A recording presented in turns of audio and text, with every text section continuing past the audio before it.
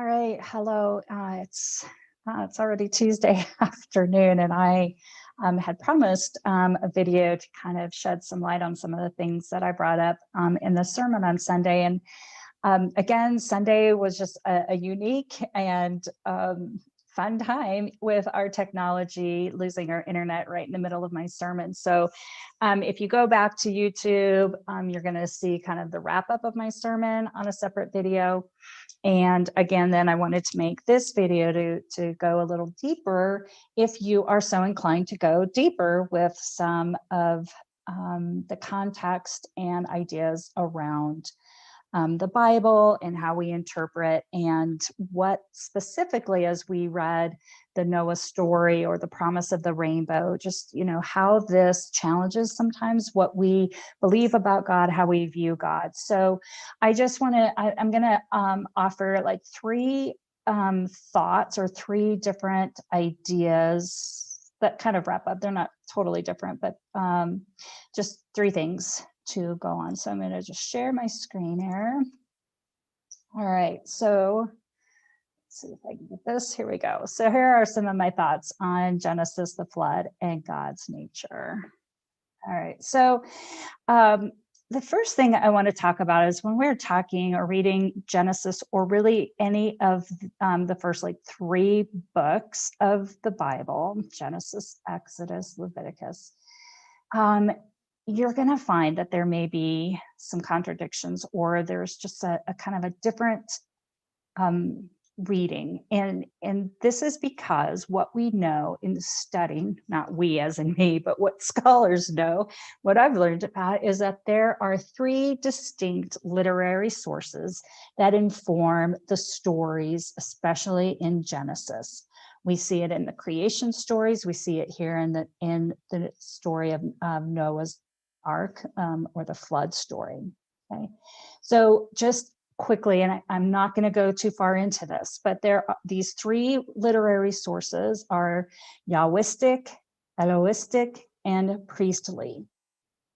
And these are sources, these are ideas, ideologies, styles that have come from different time periods and have been kind of redacted or edited into the text of the scriptures as text is being written. Because remember, the story of Noah's flood, or the flood in Noah's Ark, I mean, that was an oral tradition for so many generations. And when they started to write them down, it was a whole different world, a whole different way of seeing the world, of new ideas, and of where the people of God were at, how they were the nation of Israel. And so they would tell the stories in a little bit different way. And eventually all of those stories kind of get melded together. All right, so that's what we kind of see in the flood story, but also in the creation stories and in other stories. So these three literary sources, Yahwistic, it's known as J because in the original, like kind of in the German translation, they use a J. It's kind of like Jehovah, right? God's name. Elohistic known as E, priestly as P. Those make sense. All right, so let's go to the next slide. So these three sources are found in many of the stories, the different styles. Just as a kind of as a quick idea, the Yahwistic source, this seems to come out of possibly the time that David was king. So we have a united kingdom, one kingdom. David is king, and so the way in which folks thought about God, the way that David talked about God, all of that is very, has influence on this particular style.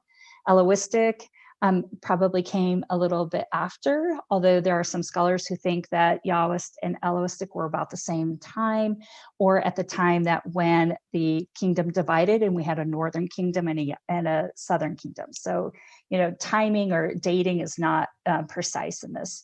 The priestly tradition came after the exile. So this is after Israel has been demolished really as a nation, taken over by Babylon. And then after everyone comes back, and there's the priests who are starting to rebuild, and they're teaching people. And now they have such a different understanding of who God is. And they have the law. And so this, so we see that tradition being reflected in Genesis, Exodus, Leviticus, after people figured out kind of, okay, this is what God meant when he warned us that we aren't doing his will.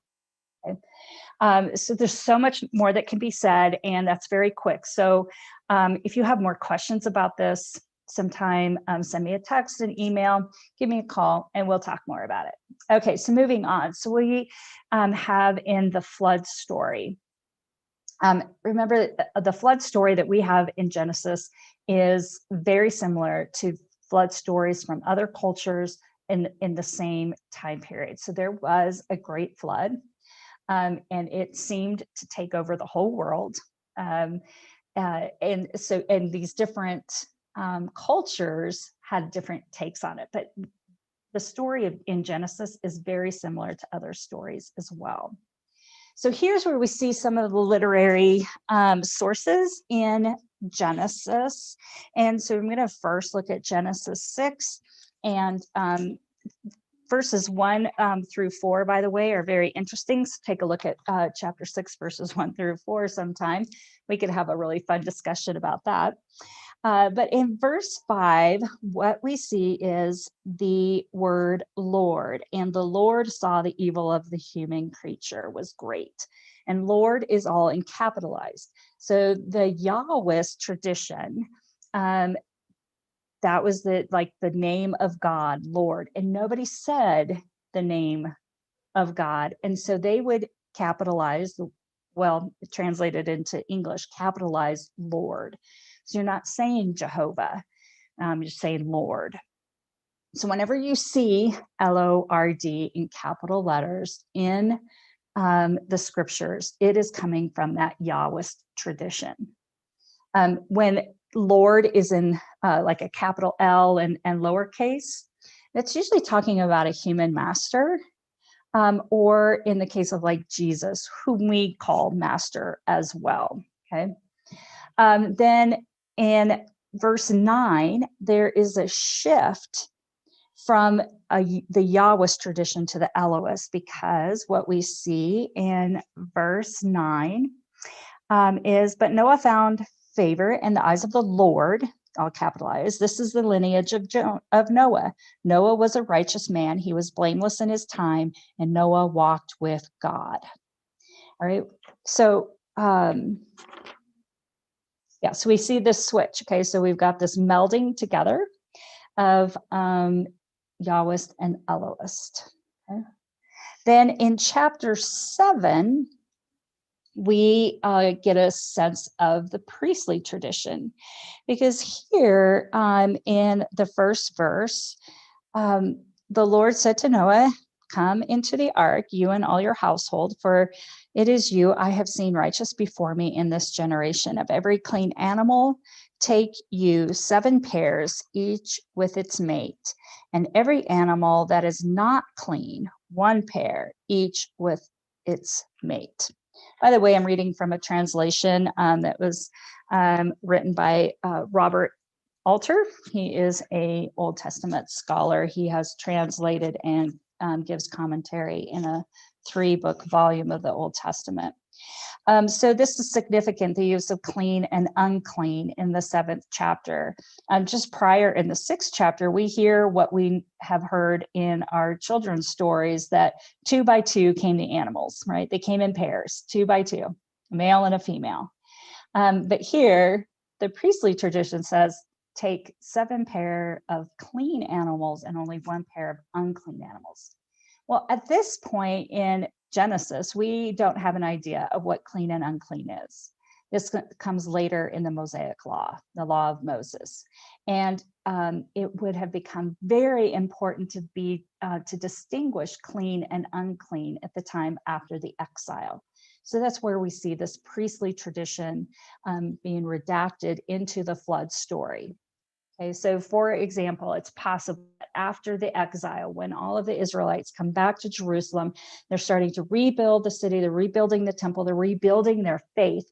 They have a better understanding of why they had to go into exile, why God let them become overcome by the Babylonians, because God had warned them that they are not following God's will, that they were not doing the right things, they were not taking care of each other. They were doing unlawful things, and they were not living as God's people. And so part of that was that they kind of lost that idea of clean and unclean. So when they come back from exile, they are so focused on making sure that they do the things that God asked them to do in the law. And so they began again adhering to that which was clean living and what was unclean. So we hear this now back into the flood story as they're talking about it.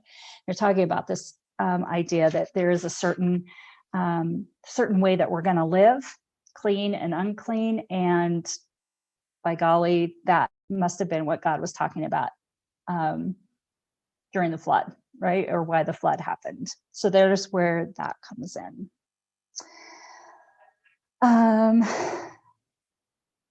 I want to take a moment here and just add that in chapter 6, verse 12, in this translation that I'm reading by Robert Outler, he says, he's translated in verse 12 from the Hebrew words, and God saw the earth, and look, it was corrupt, for all flesh had corrupted its ways on the earth. And God said to Noah, the end of all flesh is come before me, for the earth is filled with outrage by them, and I am now about to destroy them with the earth. So the word, the Hebrew word for corrupted, and then the Hebrew word for destroy are very, very similar. Same verb root. Okay, so what we get an indication of is that God saw the people, saw how they were acting, they were corrupt. And God's reaction was to match that. They were so corrupt, and so God matches that corrupt living with destruction. Okay. So there's some key words there. All right, lastly, what I wanted to kind of go to in the sermon, or what I was alluding to in the sermon and now want to make explicit, is the flood story should really challenge us on how we think about God and how we view God. And for me, Walter Brueggemann, the Old Testament scholar who I quoted on Sunday, he is key in kind of my transformation of how I think about God. And so he talks about the difference between how we view God as a God of fidelity or a God of certitude. Okay, and I can't even begin to touch on the depth of information that Walter provides on this subject. There's a YouTube video that you could go watch. It's almost, I think it's about an hour long, to which he talks about this. And I've actually been present for one of his talks on this. So I'm just giving you a incredibly brief summary on this. So when we think about God as a God of certitude, then we believe that God is always going to act in a certain way. There is only one way that God is, and God is always going to act that way. We can be certain of that. And we need God to act in a certain way. We need to be sure that God is going to act this way so that we can predict, and so that we know how to live, so we know what is right and what is wrong, so that we can be on the good side of God, right? And so Walter Brueggemann actually pairs God of certitude with empire. And when there's an empire, it means that some people are becoming more powerful than others. There's oppression, there's a gap between rich and poor. And in those kind of cultures, in that kind of situation, a God of certitude is absolutely needed for the people who are on top, for the wealthy, the powerful, right? Because if God is a certain way and they're on top, then they are on the side of God, and God is on their side, right? And And so God never changes. God never changes his mind. But what Walter Brueggemann says is that really what we read in the Whole Testament, if we take the whole history of God's people, of God's Israel, and us included, but especially in the Old Testament, we actually find that God is the God of fidelity, right? That God is faithful to God's people. God is faithful to God's creation. The relationship that God has with humankind always comes first. And so God does change his mind if we think of God as person, right? Which that's not 100% true either, right? But so that we can understand it, we see that God changes his mind about how he deals with humankind. And that this God is the God of love and compassion. We understand as Christians this God of fidelity, because when nothing else was working, God said, okay, I'm sending my son. I'm going to come in flesh so that people can know me, so they can be reconciled to me, so that they can have a relationship with me. So God is a God of fidelity, not a God of certitude. And when we ascribe to this way of thinking about God, then when we consider this promise that God has made that he will never again destroy the earth, he will never again destroy humankind, that he will remind himself that this is not the way to be in relationship with his creation, because he created good creation, right? Yeah, humankind, we don't always match that goodness. We don't always return that blessing. But God says, I am not going to destroy my people. I see that they are not always going to be able to return the favor, return the response. So this God of fidelity moves with the times, if you will, doesn't necessarily change completely, like becomes something totally different. So I want you to hear that. But the relationship, the God of fidelity always puts the relationship with creation first. Okay, so that's kind of all I wanted to share with you. Again, it's a lot, and I understand, and I hope that you have some more questions. I really hope that everything that I've just shared now creates more questions for you. I hope that you'll write them down. I hope that you will engage with those questions, that you'll come back to the text, the actual text of scripture, and see, where does this make sense? I told you about the creation story, having these different stylistic, literary sources. That's why chapter 1 of Genesis is one creation story, and chapter 2 is another creation story, because it comes from two different literary sources that have come together, been melded together. All right, so that really is enough, I think, for one day. It's a lot. It even makes my head spin sometimes. So I just wanted to offer these thoughts and ideas to create conversation, to help us enter into a new way of thinking, possibly, and hopefully to just stir up in your heart and soul a desire to know God even more. So I hope that you're having a great day, whatever day it is that you watch this. It's Tuesday afternoon, as I said, and it is very windy outside. I think this is a cue of what's coming next tonight and tomorrow. Pray that you're all safe. Continue to be well, all of you good people, and we'll do this again soon. God bless you.